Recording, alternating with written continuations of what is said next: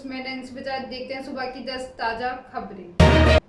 ईद पर जोधपुर हिंसा की सीएम गहलोत ने की निंदा। राजस्थान के जोधपुर में ईद पर हिंसा के बाद से माहौल तनावपूर्ण बना हुआ है। झंडा फहराने को लेकर हुए विवाद पर शहर में जमकर पत्थरबाजी हुई है। इसमें पुलिस कर्मियों समेत पत्रकार भी घायल हो गए। इस मामले की राज्य के मुख्यमंत्री अशोक गहलोत ने निंदा की है कि और इस घटना के दुर्भाग्यपूर्ण करार दिए हैं। ईद के दिन शांति बनी रहे और कोई अप्रिय घटना न हो, इसके लिए सुरक्षा व्यवस्था को चौक चौबंद कर दिया है। सीएम गहलोत ने लोगों से शांति बनाए रखने की अपील भी की है। तूफान में फंसे स्पाइस जेट के विमान की उड़ान पर रोक। रविवार को मुंबई में पश्चिम बंगाल के दुर्गापुर जाते वक्त स्पाइस जेट विमान के दुर्घटना मामले में बड़ी जानकारी सामने आई। नागरिक उड्डयन महानिदेशालय डीजीसीए की रिपोर्ट मिली। इसमें अब तक की गई कार्रवाई के बारे में बताया गया है। डीजीसीए ने स्पाइस जेट की विमान सेवा रोक दी है। कोलकाता में बोइंग 737-800 विमान को रोका गया है। इसके अलावा क्रू भी ऑफ रोस्टर किया गया। डीजीसीए ने जांच के बाद विमान के क्रू, विमान रख रखाव इंजीनियरिंग, एमएमआई और स्पाइस जेट के मैनेजमेंट कंट्रोल सेंटर के प्रभारी को फिलहाल काम करने से रोक दिया है, जिन्होंने दुर्गापुर से विमान उड़ने की अनुमति दी थी। एहतियात के तौर पर डीजीसीए फ्लीट में स्पाइस जेट के विमानों का निरीक्षण कर रहा है। राज ठाकरे पर शिकंजा कसा। लाउडस्पीकर को लेकर राज्य सरकार को अल्टीमेटम देने वाले महाराष्ट्र नव निर्माण सेना मनसे चीफ राज ठाकरे की मुश्किलें बढ़ती नजर आ रही हैं। रविवार को औरंगाबाद में हुई मनसे की रैली में नियमों के उल्लंघन के आरोप में राज ठाकरे और उसके आयोजकों के खिलाफ औरंगाबाद के सिटी पुलिस स्टेशन में केस दर्ज हुआ। रैली के दौरान राज ठाकरे पर 16 में से 12 नियमों को तोड़ने का आरोप है, जिसमें भड़काऊ भाषण देने का, तय संख्या से ज्यादा लोगों को बुलाने का आरोप है। पुलिस मुताबिक सिर्फ 15,000 लोगों को सभा में मौजूद रहने की अनुमति पुलिस की ओर से दी गई थी, लेकिन 1 लाख की क्षमता वाला सांस्कृतिक ग्राउंड खचाखच भरा हुआ था। राज के खिलाफ आईपीसी की धारा 153A भड़काऊ भाषण देने के तहत केस दर्ज किया गया है। इस धारा के तहत 3 साल तक की सजा और जुर्माना का प्रावधान है। यदि एक अपराध किसी पूजा स्थल पर किया जाता है तो 5 साल तक की सजा और जुर्माना या दोनों का प्रावधान है। चीन में कोरोना ने रोकी जिंदगी की रफ्तार। चीन तमाम कोशिशों के बावजूद कोरोना संक्रमण को काबू करने में नाकाम साबित हो रही। चीन के 26 शहरों में लॉकडाउन लगा हुआ। 21 करोड़ की आबादी घरों में है। 1 मई को होने वाले मजदूर दिवस पर सार्वजनिक कार्यक्रमों पर रोक रही।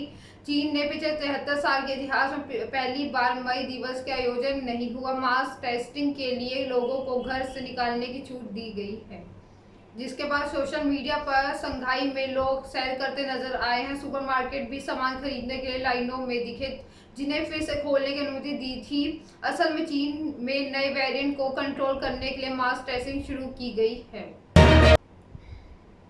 उत्तराखंड में मलबा गिरने से फंसे श्रद्धालु। उत्तराखंड के ऋषिकेश बद्रीनाथ हाईवे पर सड़क चौड़ीकरण के दौरान भारी मात्रा में मलबा गिर गया, जिसके चलते पूरी सड़क ब्लॉक हो गई है। घटना पीपल कोटी से आगे मायपुर के पास हुई। सड़क ब्लॉक हो जाने की वजह से पिछले कई घंटों में 100 से ज्यादा लोग फंसे। घटना 2 मई की सुबह की है। 3 मई यानी अक्षय तृतीया के दिन 4 धाम यात्रा शुरू होने वाली थी। उत्तरकाशी में पड़ने वाले यमुनोत्री धाम, गंगोत्री धाम, केदारनाथ धाम और बद्रीनाथ धाम के कपाट खुलने की प्रक्रिया शुरू हो चुकी है।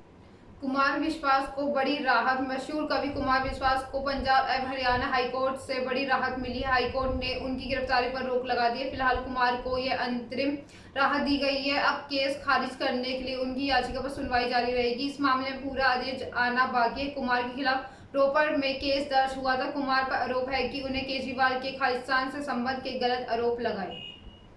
एचसी के इस फैसले से आम आदमी पार्टी और पंजाब में सीएम भगवंत मान की अगुवाई वाली आप सरकार को बड़ा झटका लगा है।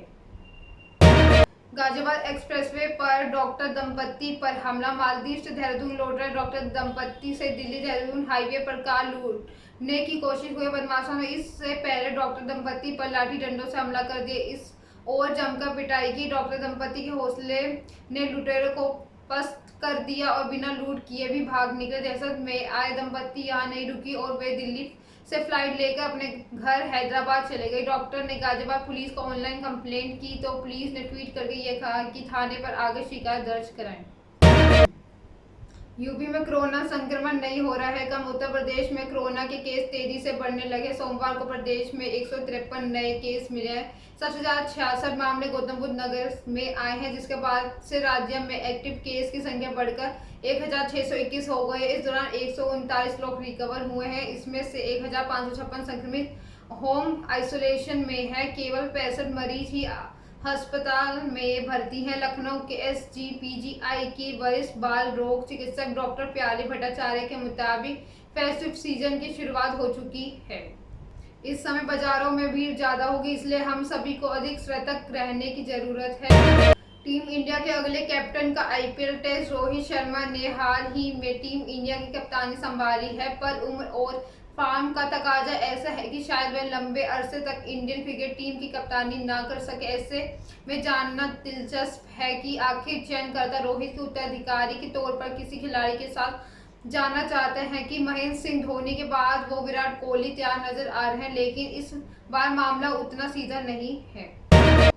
ईद सेलिब्रेशन। सलमान खान हर साल ईद पर पार्टी होस्ट करते हैं, लेकिन इस साल ईद की पार्टी सलमान की बहन अर्पिता खान और उनके पति आयुष शर्मा होस्ट कर रहे हैं। रिपोर्ट्स के मुताबिक पार्टी अर्पिता के घर पर होगी। इस साल ईद पर फैंस के लिए सलमान की कोई फिल्म भी रिलीज नहीं हुई है। एक सूत्र के खुलासा किया है कि सलमान की ईद पार्टी अर्पिता खान और आयुष शर्मा अपने घर पर होस्ट करेंगे। मीडिया सूत्र ने बताया है कि पार्टी हर साल की तरह ग्रैंड और स्टार से भरी होगी, लेकिन इस साल सलमान ने उनके बिहार पर अर्पिता को पार्टी होस्ट करने का मौका दिया। सूत्र ने आगे ये भी बताया है कि पार्टी में पूरी खान फैमिली के साथ साथ सलमान के करीबी दोस्त भी शामिल होंगे। अर्पिता और आयुष ने आज सभी गेस्ट को इनविटेशन भी भेज दिया है। ये थी सुबह की 10 ताजा खबरें। ऐसे अपडेट्स के लिए बने रहे हमारे साथ। हमारे चैनल को लाइक करें, कमेंट करें एंड सब्सक्राइब करना ना भूलें। धन्यवाद।